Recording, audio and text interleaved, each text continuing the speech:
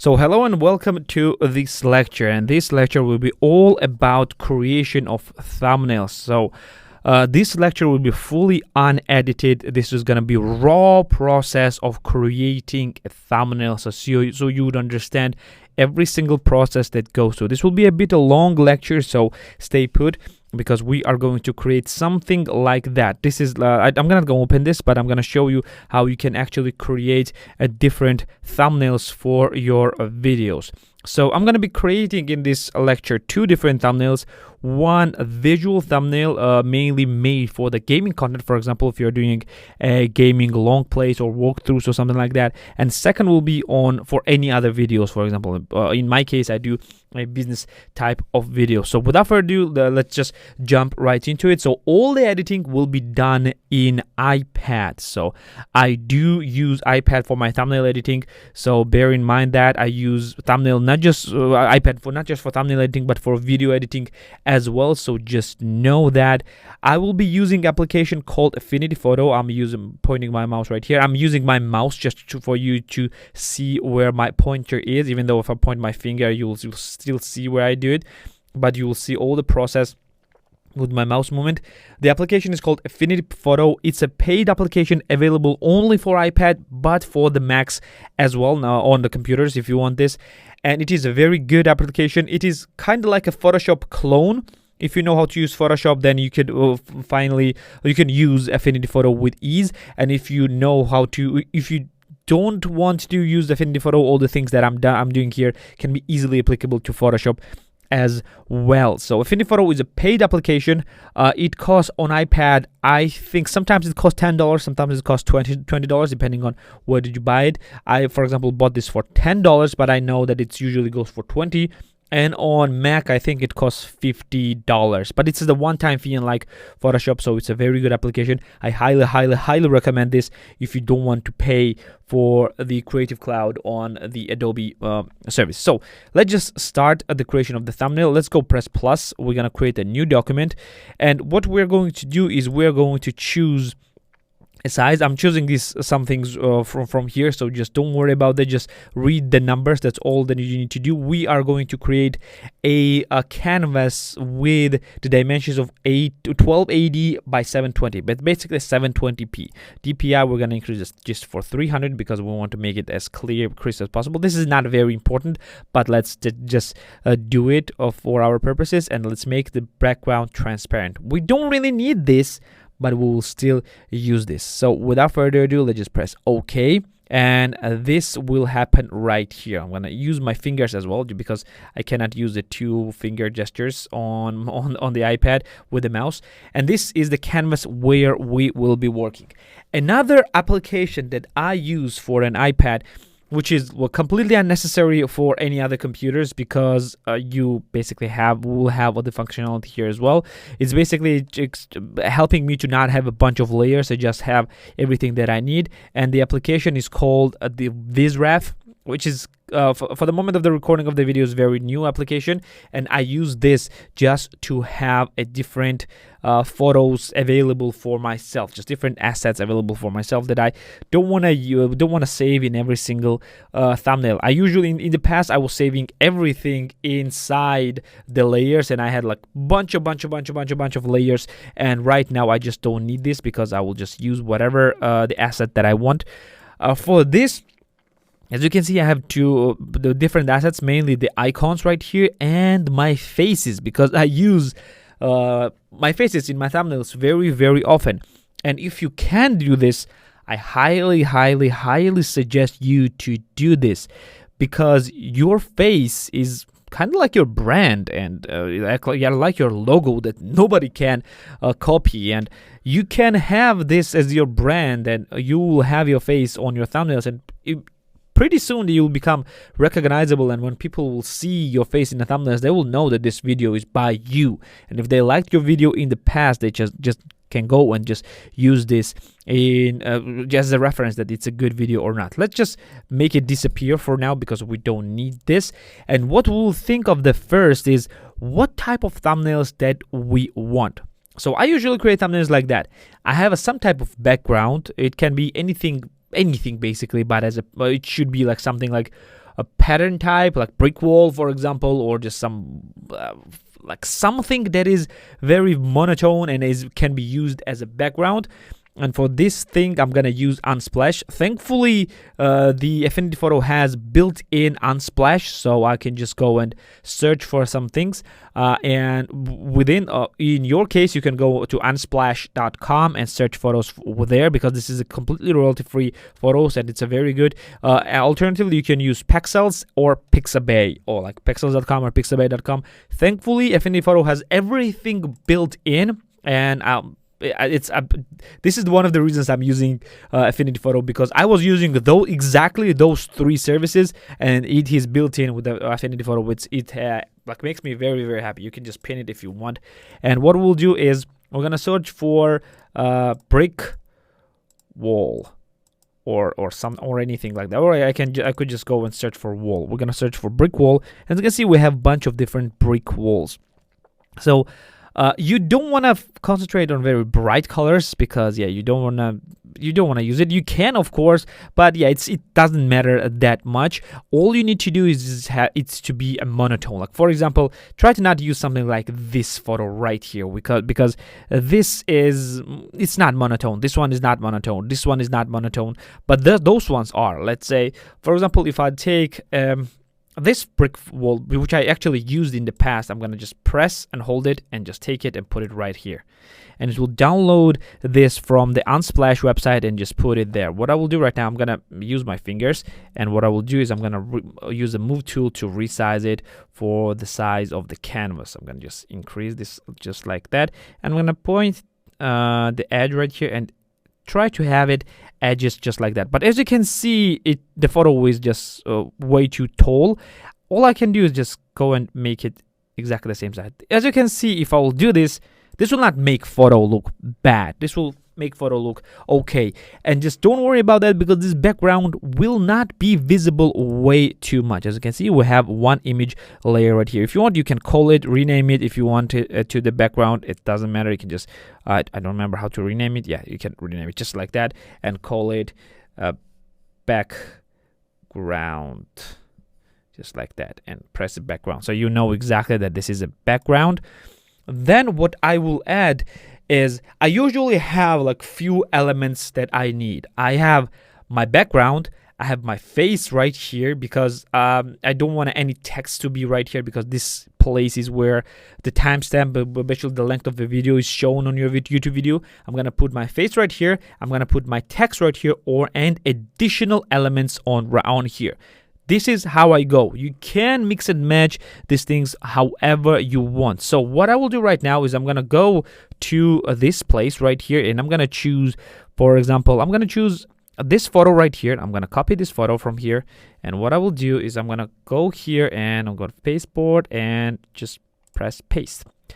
And this is what will happen. Now I'm gonna put my face right here, and I'm gonna put this already right here.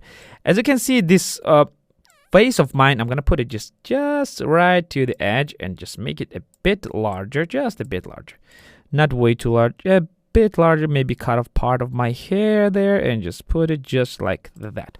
So this is made to just make me look at something, just convey some emotion, some different type of emotions.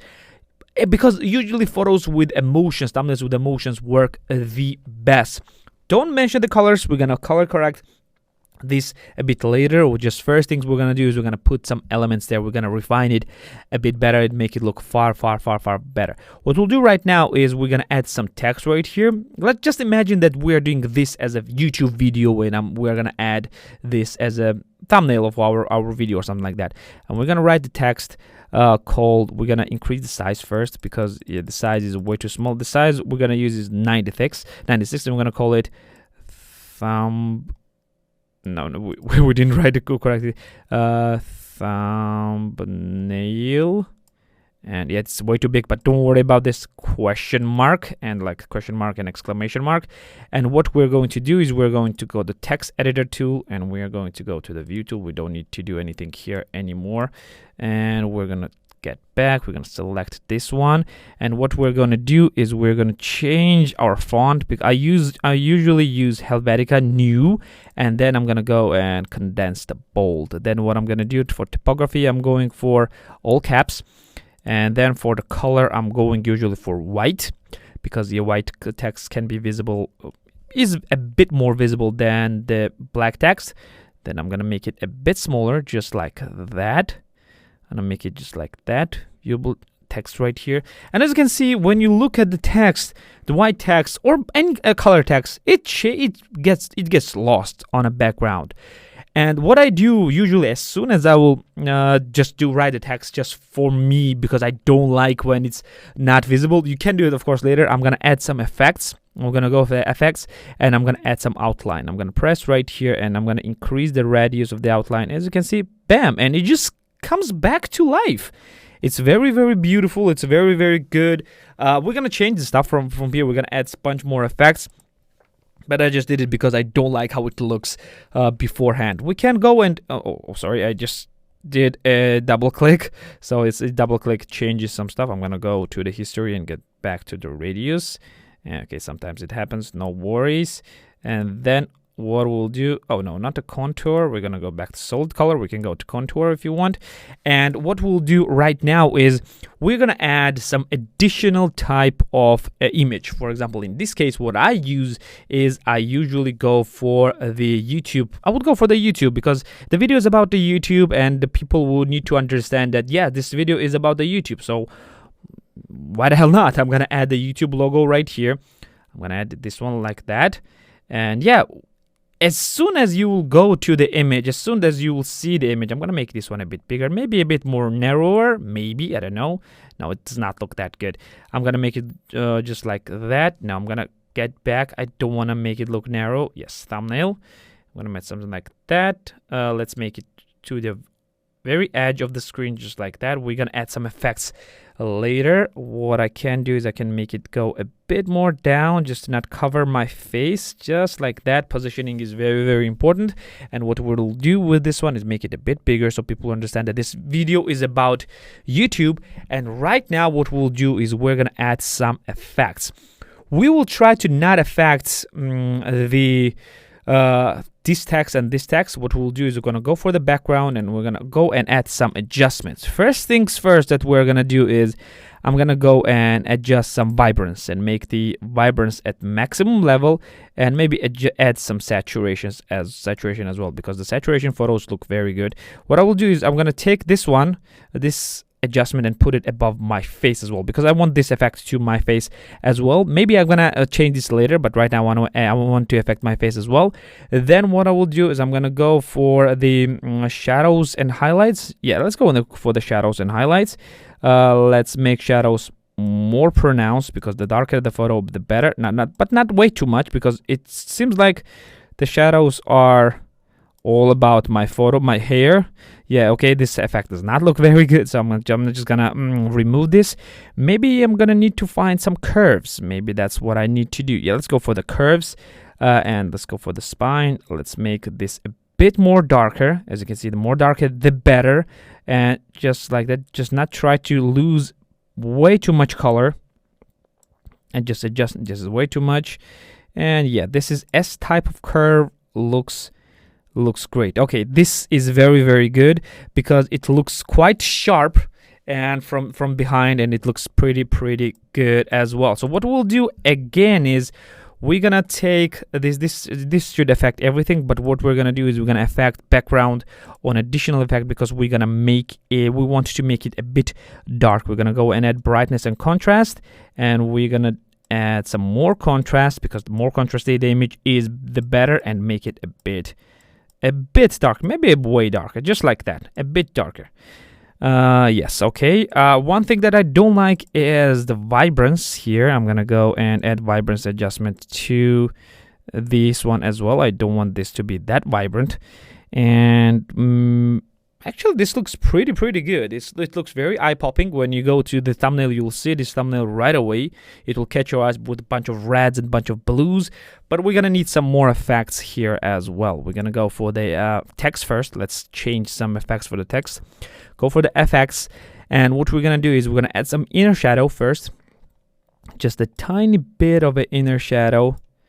Just go for the intensity. For the text, we're doing this for the text. As you can see, it added some inner shadow there as well. We can go and increase if you want, and as you can see, it gives you some kind of a different, like the edges of the text look darker and the middle of the text looks brighter. It gives you some kind of a 3D image. As you can see, if I'll move this one, you'll see exactly what type of shadows we're talking about. I'm gonna take this back, and yeah, this gives you a bit more a different look. What we'll do as well is add outer shadow as well. We're gonna increase radius. We're gonna go with the maximum intensity, and we're gonna make an offset just a bit. We're gonna just zoom in just to see. As you can see, there is a shadow. We're gonna decrease the radius, go for the offset, and just make it like that. As you can see, this text, the shadow gives you immediately a 3D image. We can do the same thing with my face as well if we want to do so. And then what we'll do is we can actually take the text effects, and what we're gonna do is we can just long press on the text, just long press. We're gonna press copy, and then we're gonna go for the YouTube image and go for the pasteboard, and I'm gonna paste effects. As you can see, it changed effects right away, but I don't want black outline for the YouTube. I want it to be white. I'm gonna go to the effects. I'm gonna go for the outline and transform outline color into the white. This is what will happen. And immediately you see that it looks a bit different and it pops up.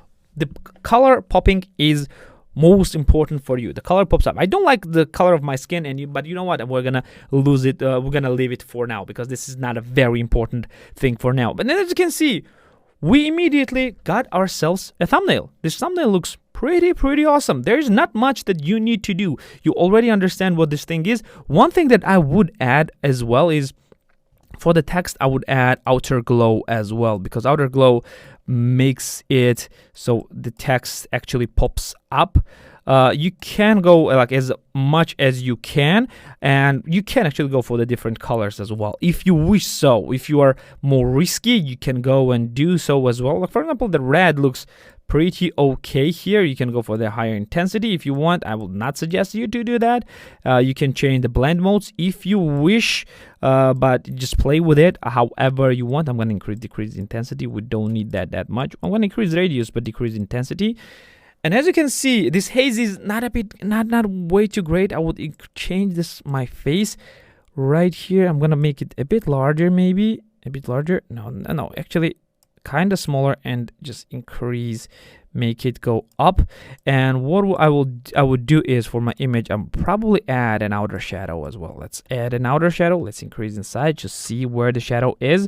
We're gonna increase radius, we're gonna increase intensity, and no, we're gonna increase intensity to the max and then decrease radius. We don't want it to be black, and make it offset. No, not like that. We're gonna go for that angle. For an angle, like increase offset. Okay, it goes this way, and change an angle. Okay, there it is. There it is. We're gonna decrease the radius just like that. And yeah, maybe you want to have something like that, to have a shadow or something like that. So you see, it would seem like the light is. I'm gonna decrease intensity. This does not look good. Very intense.